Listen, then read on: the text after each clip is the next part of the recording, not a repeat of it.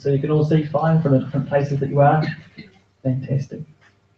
The next trick will be whether the actual slide changer will travel from that distance or not. We'll find out. What do all of you think when you think of peace of mind anyway, to start off with? What does it mean to you? Any takers? No stress, no worries? More? Happiness? Acceptance. Acceptance? You must have come to that talk a couple of weeks ago, did you? Someone else was saying something over here. Cool. So what we'll do is I'll just indicate to Angie at the back for the slide changes. I think it's just a bit beyond the capacity of this small device to pick up on my signal. So Angie, if you could change the first one, that'd be great. I do have my laser pointer though. So I was going to start with a dictionary definition as to what peace of mind is, and similar to what you guys have said, the absence of stress and anxiety was the main thing that the dictionary had there. Ooh, you never know what can happen. So technology is always a bit of an invention, so I also need to keep our peace of mind for that as well. But the first line here is, where my attention goes, energy flows and life grows. And so I think it's always worth reflecting on exactly what peace of mind is, because the more we think about these kind of topics, we really kind of get our head into it, and you get the return of that because you start thinking about, what is that? How can I have more of that in my life? And it sort of feeds on itself in that way. So here was our dictionary definition of the absence of mental stress and anxiety. But actually, from the perspective of meditation and spirituality, we're probably going for a little bit more than just kind of the absence of suffering. Because the way we look at meditation and peace of mind is that there is also an internal fullness or attainment that we have that is the basis of that peace of mind. When I have something inside, I feel satisfied inside, it creates a natural sense of rest. The old saying that it's like a half full tin or an empty tin that really rattles the most. When something's full, it's quite quiet. And I think the same applies to our mind and our spirit as well. That if I'm internally full and satisfied, then actually, shake me up and just not that kind of empty rattle. But when I get depleted inside, that's when I can really lose my sense of peace of mind, and I start to sort of rattle around and I'm looking for something to fill me up. And so we want to talk a little bit more about what is that sense of what fills me up, and what are some of the things that actually deplete me inside as well. Because naturally we want to remove the things that deplete us and put into our lives more of the things that fill us up. So some common myths about what peace of mind is, if you're happy to look across. So life insurance is peace of mind, yeah. Bit of good marketing there, someone's brainchild. I'm sure it's sold millions. I certainly don't believe that life insurance is peace of mind for myself or for any of us. But you can see how it works in terms of the way it's played on. That, there's a certain safety around that, it'll make things okay. But actually, if it's taken away, then I can't have peace of mind. Is that really what my peace is about? And then the next one, Angie. So warranty, peace of mind and a warranty.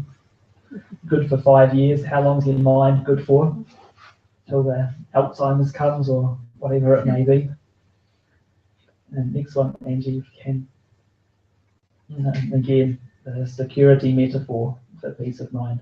When I've got security in my life, then I can have peace of mind. Again, making my own inner peace conditional upon some state of external affairs.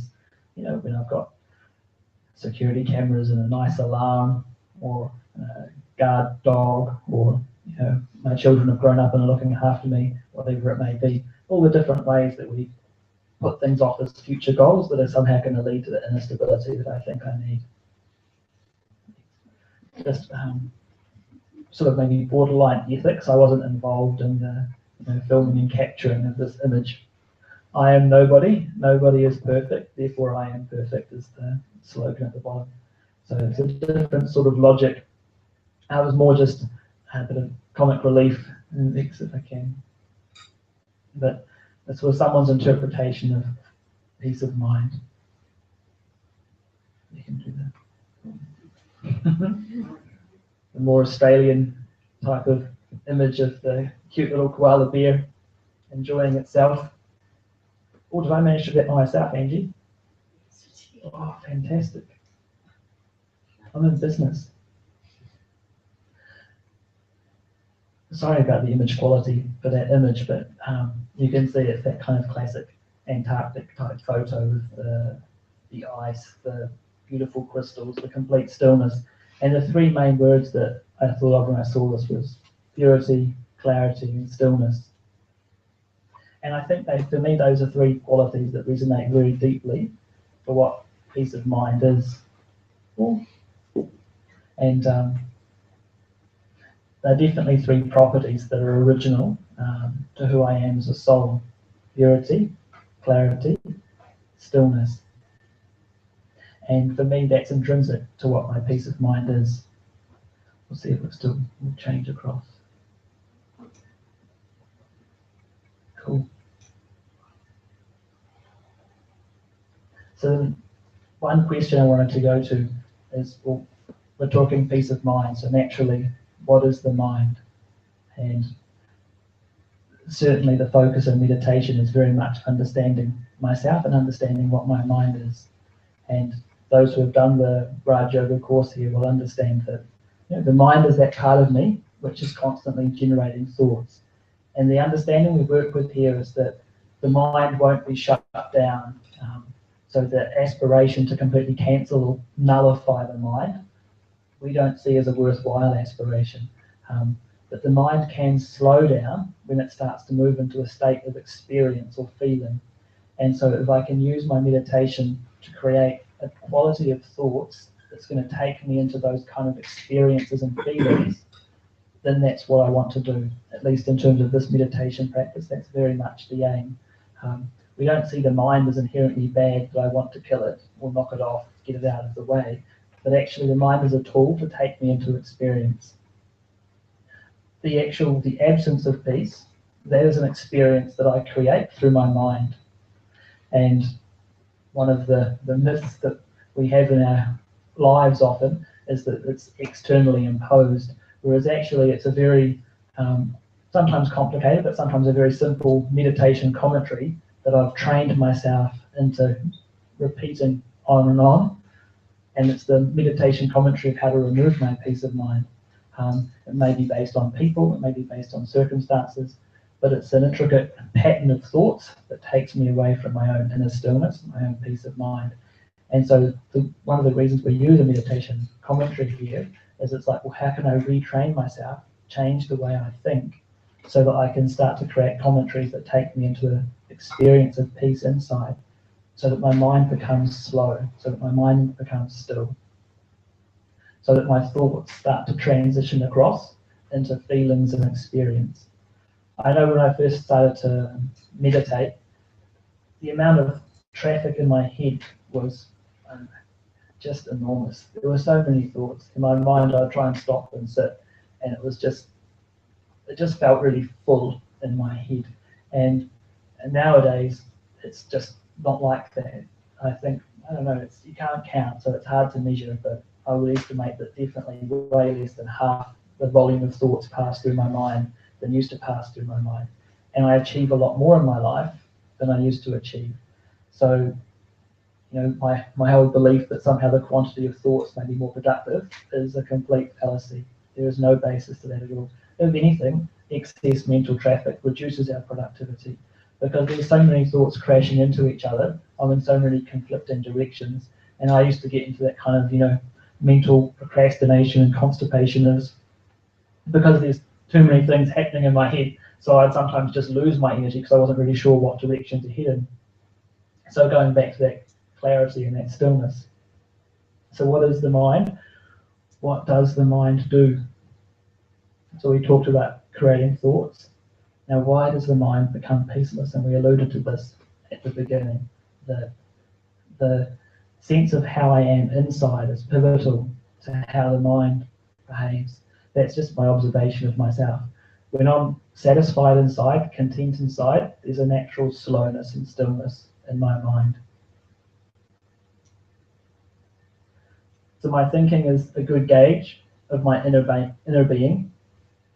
So in some ways we could say that it would make more sense to talk about peace of my inner being rather than peace of mind, because depending on how the inner being is, so how the mind will be is the expression of that. When there's that fulfillment and satisfaction inside, then it's going to reflect in my thoughts. If I get a bit agitated inside about something, then the agitation comes out in my mind. It reflects in my thinking. My thought pattern becomes disturbed. I start getting upset about something. So meditation is like the key tool of this inner workshop, because that's how I nourish myself inside. That's how I start to get that fulfillment inside. Otherwise, I mean, just put it out there. You can put forward suggestions, but I haven't found something else that does that. And, I mean, if there is, you can tell me now. But you can get more stuff. Our society offers that. You can drink or drug use. Yep, sure. You can buy more stuff, but what is it that we can actually do that creates fulfillment inside? Sense of achievement from having accomplished certain goals, maybe. Definitely maintaining good relationships, but I still think maintaining good relationships is going to come back to my own personal welfare and how I look after myself, because only if I'm quite fulfilled inside can I maintain good relationships. If I get depleted inside, then actually it will start to cause problems in my relationships as well. So from my point of view, at least, I did offer it to you. Do you think, is there anything else? Is it, I don't want to be black and white and just think it's only meditation, but it's just, what else can we do that creates a sense of internal fulfillment and reward? I'm serious. Well, I think meditation is the key. Yes. It's the only thing. I've tried everything else. Some unmentionable things, but. Some unmentionable things, please. Give me the microphone. Yeah. I guess in some ways I'm sort of like, Tim, please. I think having an attitude of service. An attitude of service. There's a lot of people who have really remembered in history, and there's always been an attitude that they're there to help mankind and not just for their own. Good point. Sort of Mother Teresa's or Martin Luther King's or whoever you'd like to name. They say it's a great remover of depression as well if you start helping. Great. So selfless attitude and helping others, and that helping others is also shown to remove depression as well. But when I'm given something bigger than myself, then I can create a sense of internal fulfillment through that. And in some ways, perhaps the experience of parenthood has aspects of that as well. That I live for something bigger than just myself. Volunteering. Volunteering, nice. Yeah. Creates happiness. Creates happiness through volunteering. Yeah, because it's something that's not selfish. But it's still depending on external things, isn't it? Oh yeah. Still connected to external things. Yeah, I feel so. And at least from my point of view, my experience with volunteering is when I get something through meditation, then I feel like, like Jackie and the people who look after the place here, why do they do that? She's not being paid. If anything, she still pays rent here, so what's going on? But if they're retaining something internally, then they've got something to give. So even for me, the selfless attitude and having the selfish actions, I still need to be able to gain something somewhere for myself first. Otherwise, where do I have anything to give? It can be a bit of a catch-22 in some ways, because if I don't have anything inside, then I'm not going to be able to give, but then I can't get into that space where I am feeling, more internally satisfied and fulfilled. we'll go on with it. So meditation is sort of being positioned tonight definitely as at least one main way to create some sort of fulfillment inside, or some sort of nourishment for the mind. You know, other things nourish and touch other parts of our lives, but in terms of what will touch and nourish the mind, I see meditation as really a crucial tool for that. And probably part of the reason that, you know, mindfulness and all of these techniques are getting so popular these days is that our community in a broader way is recognizing or realizing that there is, you know, that part of our lives is a bit missing or absent. So the insurance policy for the mind, you know, because insurance can compensate us for external changes, but how will I cope with that change if my mind is very rigid and fixed in a certain way of thinking, or I'm really attached to particular people or particular objects? Whereas if I can meditate, then my mind becomes malleable, flexible. I have a skill set to cope with change, to adapt to different situations, to move on with things. And so also the warranty for inner peace, that it's going to give me that sense of security and insurance. So when the future is uncertain, if there's one thing I learned in my own life is that you cannot control the things outside, and you know, we can definitely believe that we've got everything well controlled, but at some point there will be things that happen that reaffirm for us that, oh, I really don't. And often that's when people get interested in the spiritual path or meditation, because they've had that experience of, you know, oh, actually I was wrong, I can't control these different things, and so what am I going to do to manage life when challenging things do happen, whether it's loved ones passing away or losing employment or facing other forms of uncertainty. We need some other skill set, some other techniques and tools to help us deal with that. And so meditation is also being in touch and being honest with my own self.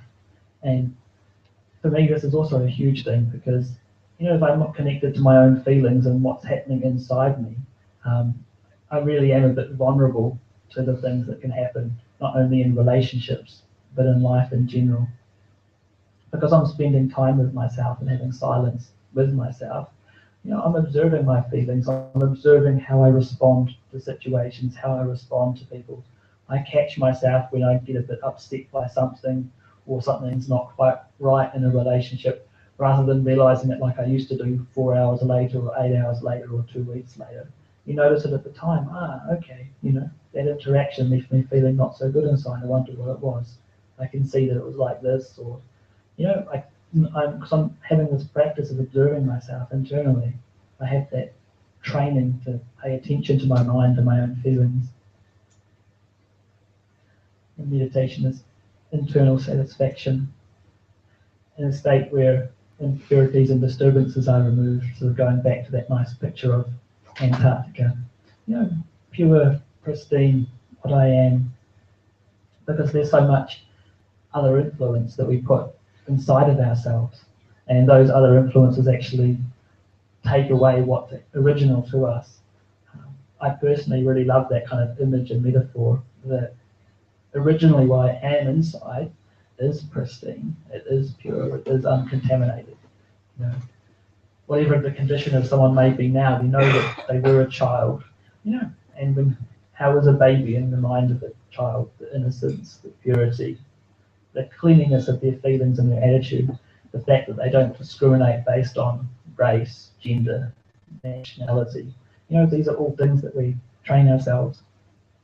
I saw, well, unfortunately it was in sort of a subtle advertising for Coca-Cola, but it had a very nice image. It was posted on YouTube after the weekend retreat we just had.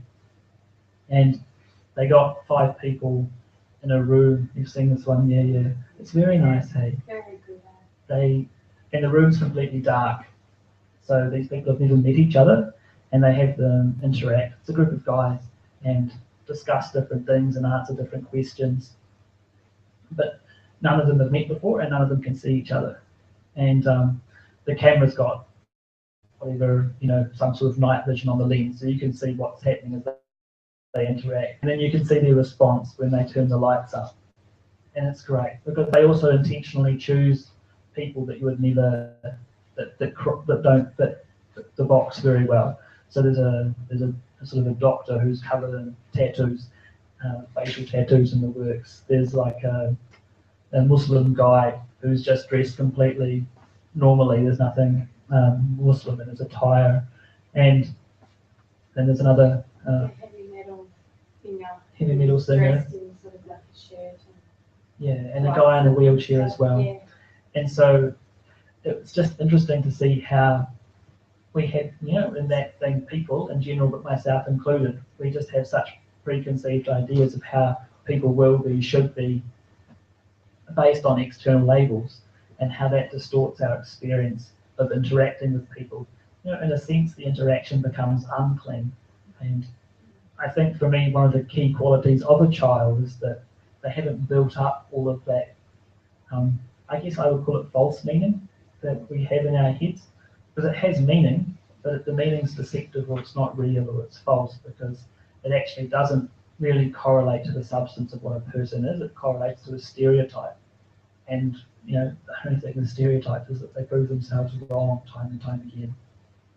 And so this also relates crucially to meditation, because in many ways the whole idea of what we call soul consciousness here is that I start to learn to relate to people as spiritual beings, as the internal being, as a consciousness, if you prefer, rather than soul, you can just say consciousness. What is the living conscious energy that is a person, and interacting with that, because at least on that level, we're completely equal, And our understanding of the innate qualities of the being is that peace, love, happiness, purity, power are intrinsic to the being. And that along with all that, false learning, we actually learn not to practice and express those qualities. They're intrinsic, but they get so blocked out by all the false learning that we stop expressing them. And then we feel empty inside, depleted inside, because we're not living according to what we actually are. What we actually are is to express those qualities. That's where meaning comes from in our lives. Whereas anger, greed, selfishness, attachment, jealousy, desires, if those things start to, creep across, then it's like the light which is us gets eclipsed by those things, which we call body consciousness as a broad label, but that's selfishness, those negative traits. And even though we think we're gaining through that, because by having greed we think we get something, by having anger I get to control someone, by having attachment I think I love someone more, but I'm not gaining, I'm actually losing through those things. But that sort of internal honesty just to really see what's happening might not be there because I've lost my clarity and I'm not having that attention on myself through meditation. So that's kind of the meditation perspective on it, which is that fill myself up inside with the original goodness of myself and the goodness in others, and then my mind becomes more peaceful and I can meditate better.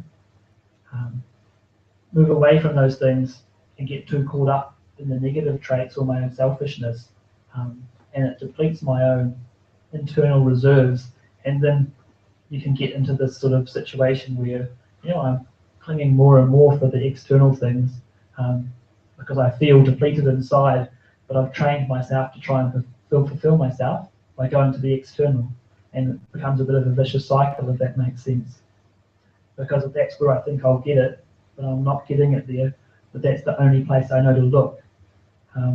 The talk a couple of weeks ago, I think there was that nice example used of someone who lost their necklace.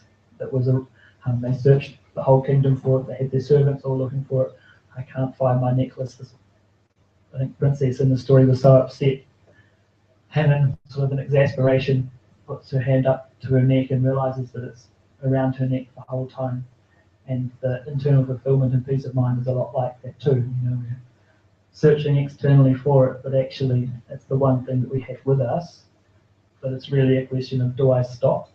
Do I go inside? Do I spend time with myself to experience it? Do I create thoughts in my mind which are consistent with who I am? I know that plenty of people have a big resistance to creating good thoughts about who they are. Because we're so conditioned to think, oh, maybe it's ego if I think that, something nice about myself.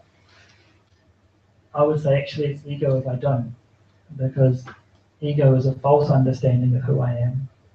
And if I don't understand that originally there's goodness in me and that I'm going to be happiest when I express my goodness, then it's ego. Because that's a false understanding of myself. If I think that I'm intrinsically bad, that I'm a rotten, dirty soul, a horrible person, and all of this, it's false. Ego can be having a overestimation, but it can also be an underestimation of the self. Both are ego. Both are false self. True self is really understanding who I am, what I am, and being straight on that. And then, if I'm too low on myself, then I'll be desperate for everyone else's approval. I'm not giving it to myself. I'm not fulfilling myself inside. Therefore, it's like wherever I go in all my relationships, please, please, please affirm me, say I'm okay, etc. But I need to give it to myself, because then it frees me from that. And it's, I think internally I need to tell myself it's not ego. It's really just my self-respect. Each one is intrinsically good, inherently good. We have that in us, and I just need to keep affirming myself. And so the meditation practice is also, it's a crucial part of us, that we do that, continue to understand. The talk a couple of weeks ago as well also talked about, okay, just create one good thought about yourself, choose one quality that you identify with, and keep working on that, connecting with that, because it will start to bring out that experience. This one's a bit of a shopping list. But I was just thinking from a more scientific perspective for those people who like that type of scientific perspective to list the variables. Because basically, if I know what brings me peace of mind and what takes me away from it, then let me control the variables so that I get the result that I want. So the factors that influence my peace of mind, I wasn't going to do that just for time.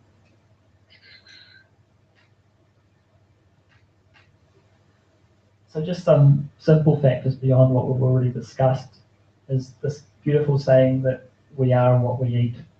That my diet so much impacts my state of being.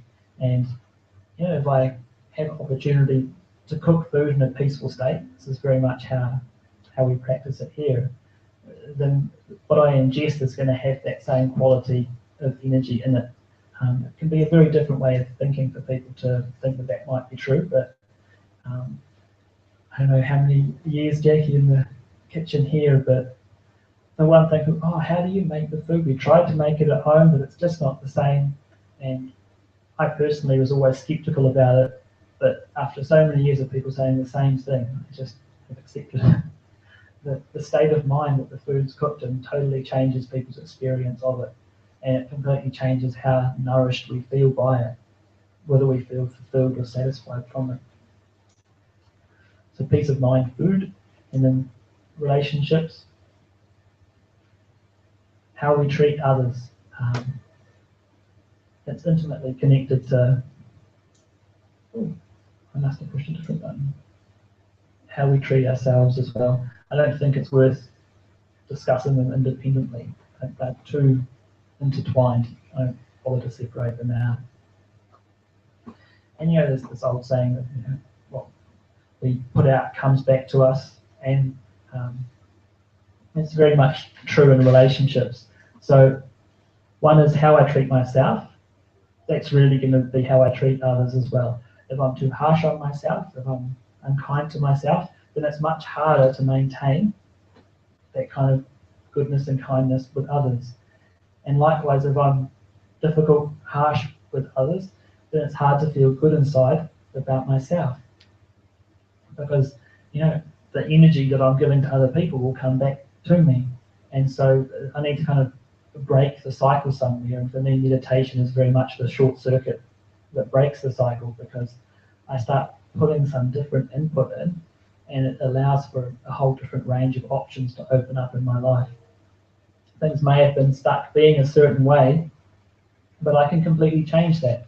That's in my hands. But it starts with creating that change inside of myself. I really like that slogan that when I change, the world changes. Because I think it's very much like that. That the most important part of each of our worlds is us. Yeah, no doubt about it. Most important part of each of our worlds is each of us in our world. What we are, how we've made ourselves. And so taking care of myself and taking care of relationships. Ultimately, I'm the primary benefactor from doing that. If I take care of myself well and take care of my relationships with others, who gets the most fruit from that? Me, easily. It's like the old saying that you forgive people for yourself, not for the sake of the others. Because who's suffering through not forgiving? Me. I'm the one holding on. They could be quite carefree about the whole thing, and I'll never forgive them. But who's hurting inside when you hold something that tightly? I'm the one hurting inside. I'm the one holding the negative event, the pain. And how we are with God too. So, one of the parts of the meditation here, and I appreciate and respect that some people aren't open to a belief in God, and that's completely fine. You can meditate in other ways. But for those who do have a relationship with God in their lives, it's a beautiful part of the meditation that the understanding we work with here is that the divine God is an ocean of peace, ocean of love, and that I can connect with my mind in that relationship. We did a very nice exercise here in the weekend where people were just connecting with each other in silence, person to person, using eye contact. And it really made me see that, if my relationship with other people becomes very refined or very subtle, that I'm actually just able to relate to people through eye contact, maintaining silence, but still having that sense in which, there's a connection. I can feel how people are just based on silence and eye contact. I don't need to speak heaps. I don't need to act and do anything. There's still relationship there. Actually, that type of subtlety is the same as my relationship with God. My understanding is, God is not in Spence, so I can't talk to Spence to feel like I know God. It's a subtle relationship on the level of spirit. It's not like a human being relationship, but it is just in silence, and it's through the energy of my mind connecting to God. And there's a response. There's the feelings that I get back from that relationship, but I need to be able to use my mind to connect, draw that light into myself. In the same way that I use my mind to connect to other things and I have an experience. I watch TV, the Burger King ad comes up, there's that big juicy burger, and I start to dribble, I didn't do anything, I just used my mind to connect, and I had an experience, It's being fed to me by someone else, but it's still an experience. It's still showing how the mind is quite powerful. In the same way, I can use my mind to connect to the divine and have the experience. I think the main challenge that people face in doing that is that the mind isn't very cooperative in our meditation, is it? You have a thought there, and then you think about this here and that there, and you go back there, and then you're over here. If you were like that in a conversation with someone, what would be your experience of the connection? They'd be like, man, I'm leaving. I'm not even going to talk to you. It's like, so sometimes I think God might feel the same way about me. But if my meditation becomes more stable, my mind becomes more stable, I can connect. And then what I attain from that relationship, for me, is far greater than any human relationship I have in my life. That's the main support for my life. If it wasn't for that connection, I couldn't live the way I'm living, because I'm removing too many other things that I would otherwise enjoy doing. Another big part of peace of mind is company, and it's definitely not. People often go, but it's mean to sort of eliminate bad company and only choose people you want to be with, and it's not what it's about actually. It's just being mindful that company does influence me, and making sensible decisions based on that. You know, I work, Jackie was saying, I work in Frankston at Peninsula Community Legal Centre, so it's definitely lower socioeconomic client base. And I only meet people who have a problem. No one comes to me to tell me how good their day is. They only come because there's some problem. So, you know, there's nothing sort of uplifting about the company in that sense. And there's no any problem with it. It's fine. But it's not that I'll kind of, you know, want to be around problems my whole time. You know what I mean? Like, it's nice to also come back here and have the balance and just share in a lighter way about things that aren't as heavy and serious in people's lives. So company affects us. This is one of my favourite shortcomings, main shortcomings for myself. Multitasking versus taking things through to completion.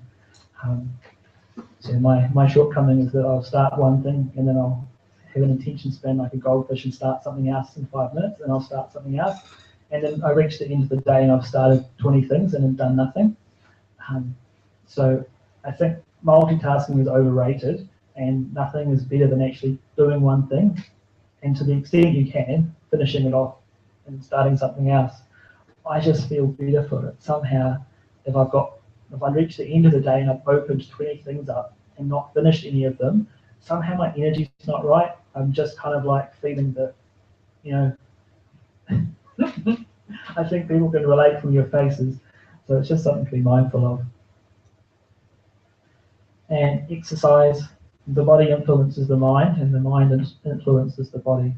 So having some sort of physical balance so that I take care of myself. You know, the body is like this holy temple for the soul to be in, and so I want to nurture it and look after it. And the diet of my mind, so what I'm feeding my mind. We've already spoke about this as well. We spoke about this too. Just the boomerang of, you know, how I am with others will come back to me. And the environment I'm in. For me anyway, nature is a big part of my life. I love living here because it's in a natural environment, and that's very nurturing and sustaining who we think we are.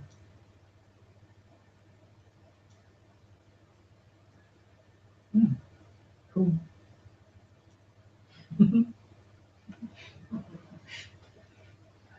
So spend time returning to what's natural and original, coming on a Wednesday night. I was just trying to break it down into 3 main points. Clarity about what my responsibility is and what's the responsibility of others. I don't know, for me that just seemed like a nice way of summarising a lot of the things that if I understand what I'm responsible for and I understand what other people are responsible for, then the amount of kind of extra thoughts in my head is substantially eliminated. That's where I blur this boundary that I just get into heaps of problems. Because I want someone else to fix my problems, and you know, and then I'm trying to fix someone else's problem and feeling responsible for something that I can't control because it's theirs. Some of my clients really specialise in trying to make me feel responsible for their problems. But I have to keep reminding myself and understanding that that's their belief, but there's nothing actually I can do. I can help, but I can't take responsibility for their problem. And inner resourcing, so be able to tolerate and repair myself when others don't agree with my view about number 2 above. Because that's the main challenge. Can I return myself to my equilibrium?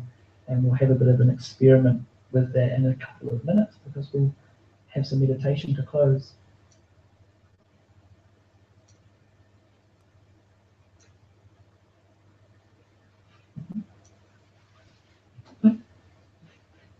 I did this presentation some time ago, so I'd forgotten all these little effects that happen. So 2 crucial things, at least in my own personal spiritual practice, is meditation first thing in the morning and last thing at night.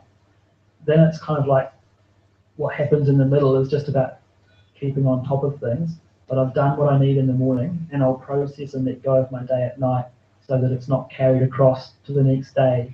And that for me is kind of the guts of my own personal practice. You know, when I meditate first thing in the morning, I always like to compare it to to that happy song. That sometimes you hear a catchy song on the radio early in the morning, and then at 1 o'clock you just catch yourself buzzing away to that beat. We may not have realised it, but it's gotten inside, it's influenced us, and we're enjoying it. And meditation first thing in the morning is just a lot like that. It stays with you throughout the day. Then keeping on top of my day, and then I do think it may not be just before bed, but sometime after whatever I've finished for the day, if I can spend some time to kind of, whether it's a little bit of processing, letting go the day, debriefing with myself, then I get my own closure. Then I sleep well, and if the quality of sleep is good, we know that helps massively. But then when I wake up, it's not the first thing that comes into my mind is the outstanding problem or responsibility from the day before. My mind is clean and fresh.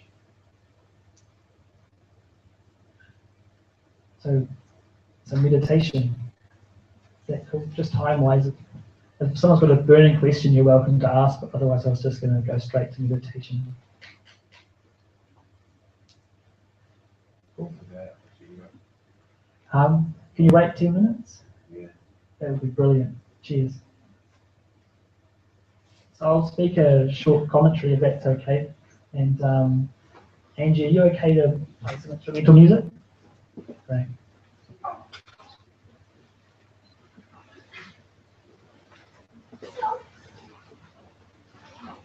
Oh yeah, that's a good idea. Please do rotate that round.